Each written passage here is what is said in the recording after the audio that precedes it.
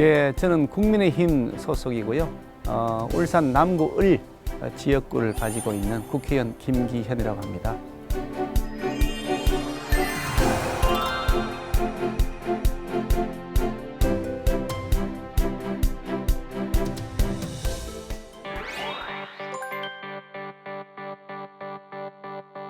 먼저 공정이라고 하는 키워드를 말씀드리고 싶고요.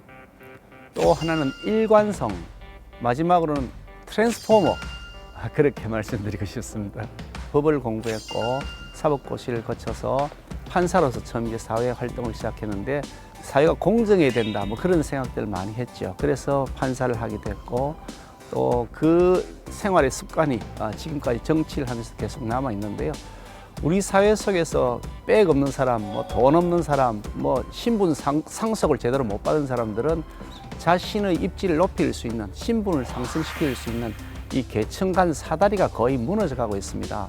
현 정부가 사실 집권할 때 공정이라는 화두를 굉장히 크게 내세웠습니다. 대통령이 취임사에서도 공정할 것이다, 정의로울 것이다, 평등할 것이다 이렇게 말씀하셨는데 국민들은 그에서 막 박수를 쳤단 말이죠. 근데 지나고 보니까 대통령께서 말씀하신 그 세 개 키워드가 하나도 이루어진 것이 없습니다. 공정은 불공정으로 얼룩져 있고 평등하기는커녕 더 높은 신분의 계층은 공고화되어져 있고 이런 형태로 정의가 실종되어지는 모습, 이런 모습을 보면서 정말 공정이라는 키워드가 어느 때보다 중요하다, 저는 그런 생각을 하죠. 그래서 절망의 시대에 이게 M4 세대라 하는 것이 나타나는 것 아니냐 하는 그런 무거운 책임감을 가지고 있습니다. 제가 살아왔던 과정도 그렇지만 앞으로 정치 영역에서 내가 해야 될 역할 역시 첫 번째 키워드는 공정이다. 정말 자신이 열심히 일하고 노력하고 그렇게 하면 어느 분야에 가든지 자기가 탑에 갈 수 있고 그리고 자신의 경제적인 부도 축적할 수 있고 사회적 명예와 지위도 가질 수 있다. 그런 희망이 살아 움직이는 나라, 그게 제가 강조하고 싶은 첫 번째 키워드입니다. 우리나라 정치가 국민들로부터 가장 비난도 많이 받고 가장 신뢰성이 떨어지는 영역 중에 하나입니다. 제일 믿을 수 없는 사람 꼽으라 그러면 아마 거의 대부분 정치인을 1번으로 꼽지 않을까 싶은데 이건 사실 불행입니다. 저도 정치 몸담아 있지만 정말 죄송스럽고 그 책임감을 느끼고 있는 사람인데요. 정치인은 되는 것도 없고 안 되는 것도 없다. 말은 이렇게 하는데 행동은 전혀 다르게 하더라. 믿을 수 없는 존재더라. 이렇게 낙인 찍혀 있는, 약속을 함부로 하지 않는다. 그러나 약속하면 지킨다. 저는 이게 정치의 굉장히 중요한 철학이라고 생각하는데요. 함부로 약속하지 않는다. 그러나 약속하면 지킨다. 이런 일관성을 좀 유지해야 된다, 그런 생각을 하죠. 김기현이라도 좀 믿을 수 있는 놈이다. 제 같으면 그나마 그래 좀 믿을 만하다, 그런 평가를 받고 싶다. 그래서 저희 삶에 있어서 정치인으로서는 일관성을 가져야 되겠다, 그런 생각을 합니다.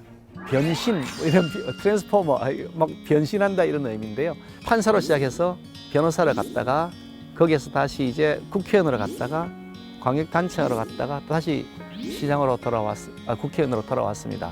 야당으로부터 시작을 했거든요. 야당 국회의원도 하고 또 여당 국회의원도 하고 양쪽을 다 넘나들면서 원내 수석 부대표도 하고 당 대변인도 하고 또 여당의 정책위원회 의장을 하면서 국정 전반을 돌아볼 수 있는 그런 기회도 가졌죠. 그러면서 국정 전반에 대한 현안들을 살펴볼 수 있는 좋은 기회가 되었고요. 그동안의 경력과 경험을 바탕으로 이제는 내가 나라를 위해서 정말 처음부터 꿈꿔왔던 공정한 사회, 정말 우리 국민들이 행복한 나라 만들 수 있도록 해야 될 역할이 있지 않을까.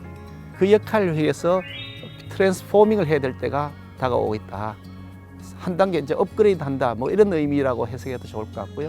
제가 가지고 있는 포텐셜 에너지, 잠재적 능력들을 한번 발휘해서 정말 원래 꿈꿨던 나의 정치적 목표, 소신을 한번 구현해보고 싶다, 실천해보고 싶다. 그래서 김기현은 잠재적 역량을 가진 트랜스포머다, 이렇게 인식해 주시면 어떨까 그런 생각을 합니다.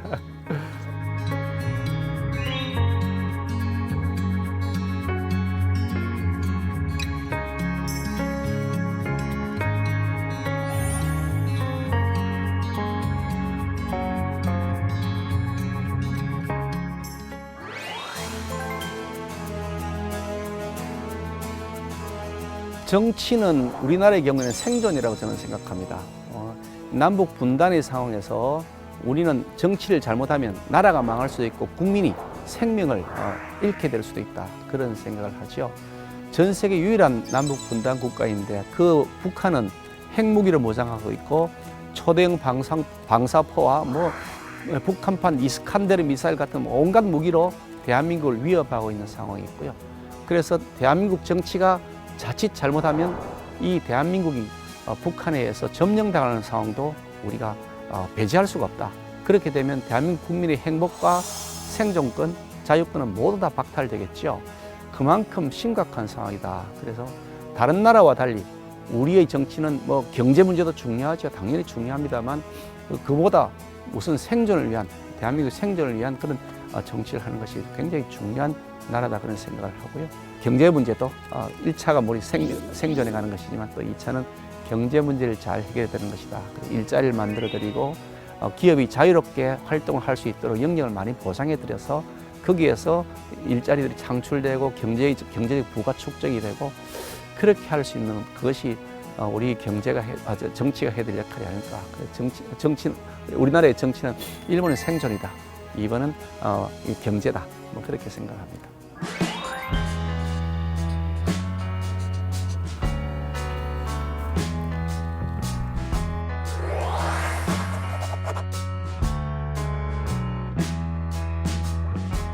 자영업자, 소상공인, 그리고 어려운 여건에 있는 그 근로자들, 노동자들 중에서도 대기업 노동자들은 충분히 자신들의 권익을 신장할 수 있고 보장받을 수 있을 만큼 다 되어 있고요. 이 중소기업이나 소상공인과 관련된 노동자들, 근로자들은 열악한 여건들에 있죠. 그런 분들의 권익을 신장시켜 줄 수 있도록 제도를 개선해 나가야 된다. 그 문제를 굉장히 깊이 있게 21대 국회는 고민해야 된다 생각을 하고요. 이게 저출산 문제와 그 육아 보육 문제, 또 그 여성 인권 문제, 이거는 사실 그 연결되어 있는 고리들입니다. 따로따로 독립되어 있는 것이 아니고요. 근데 이 저출산 문제를 해결하는 데 있어서 뭐가 중요하냐? 출산과 보육, 그리고 이게 이 여성들이 그 사회적 지위와 활동, 이게 경제적 활동을 포함해서 이런 것들이 보장이 되지 않으니까 저출산 문제는 해결이 안 되는 거죠. 그래서 이런 문제를 해결하기 위해서 법안도 좀 고쳐 나가서 가령 현재보다도 배우자의 그 출산 휴가를 좀 더 길게 보장해 드리고, 또 이게 난임의 경우에 난임 치료를 받게 되는 경우에 그 치료 기간이 난임 치료의 기간을 지금 5일인가 이렇게 보장이 밖에 안 돼 있답니다. 근데 그래 가지고서 어떻게 치료를 할 수 있겠느냐? 이걸 적어도 몇십 일 정도로 늘려 드리고, 그리고 이게 사산이나 유산의 경우도 있습니다. 사산의 유산의 경우에도 이 부분의 경우에 사실은 훨씬 더 정상적인 출산보다 훨씬 더 큰 데미지를 육체적으로 정신적으로 받지 않습니까? 그런 경우에도 배우자에게 일정한 부분의 그 출산 휴가를 줄 수 있도록 하는 이런 제도들도 필요하고요. 다른 데보다도 더 중점적으로 이런 분야에 우리가 좀 예산도 투입하고 정책적 역량도 좀 쏟아야겠다, 그렇게 생각하고 있습니다.